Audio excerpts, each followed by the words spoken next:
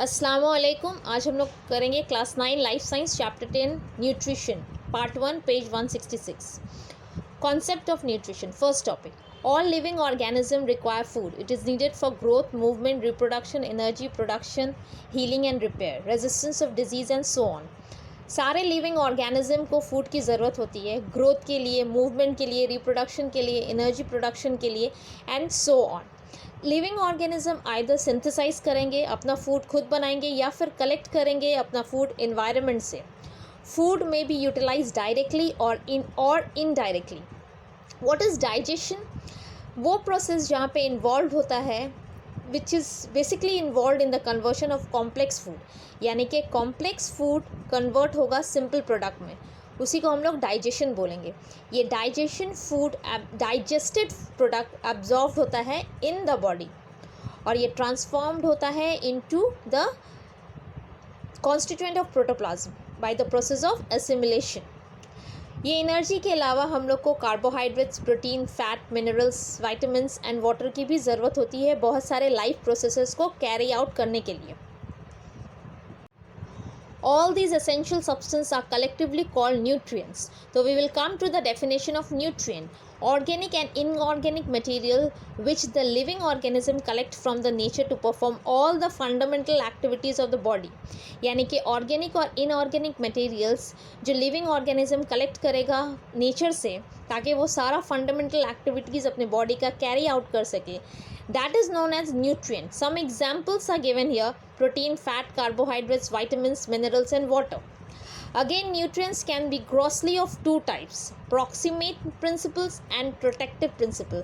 तो proximate principle में क्या आ गया? protein, fat and carbohydrates. और protective principle में क्या आ गया? vitamins, minerals and water. What are the importance of nutrition? Here some points are given in your book. Growth promotion, repairing होता है वेयर एंड टेयर का ऑफ द डैमेज टिश्यू का repair होता है, कंट्रोल होता है different metabolic process. All these are nutrition help in all these. Next one, nutrition के ज़रिए हम लोग का पोटेंशियल एनर्जी ट्रांसफॉर्म्ड होता है इनटू यूजेबल एनर्जी, जो बॉडी यूज़ करता है एनर्जी। डिफरेंट फिजियोलॉजिकल फंक्शन जैसे कि मूवमेंट, लोकोमोशन, एक्सक्रीशन, रिप्रोडक्शन, ये सब कंट्रोल होता है यही एनर्जी को यूटिलाइज करके। तो these are the points. Next one, nutrition help करता है डेवलप करना द इम्यून सिस्टम को बनाना, यानी कि डिजीज़ से बचाता है लिविंग बॉडी को। नेक्स्ट इज न्यूट्रिशन हेल्प करता है इन storing of food in the body for future use.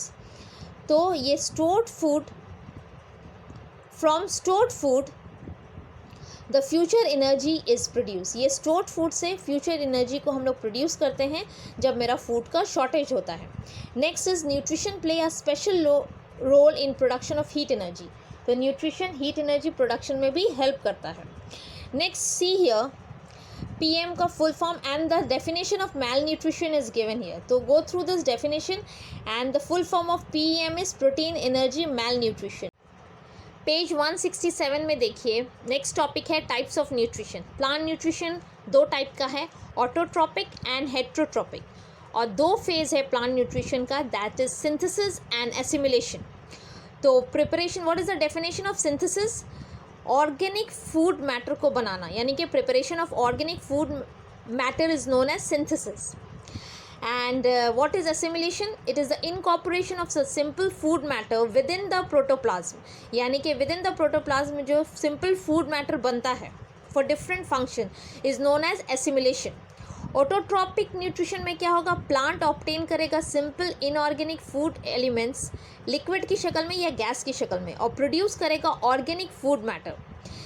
This type of nutrition is known as holophytic nutrition. तो यहाँ पे देखिए, plant nutrition is classified into two types, autotrophic and heterotrophic. यहाँ पे 4 classification दिया हुआ है हेट्रोट्रॉपिक का। See here the classification of heterotropic is given: parasitic, saprotropic, symbiotic and insectivory. All these we will discuss later. What is autotrophs and heterotrophs? You have already know that what is autotroph. Plants जो possess करता है chlorophyll और अपना खाना खुद बनाता है CO2 और H2O की मदद से और सनलाइट की मौजूदगी में, उसको ऑटोट्रॉप्स बोलते हैं। एग्जाम्पल दिया हुआ है, प्लीज़ ये एग्जाम्पल देख लीजिएगा, green plants, Neem etcetera. What is heterotrophs?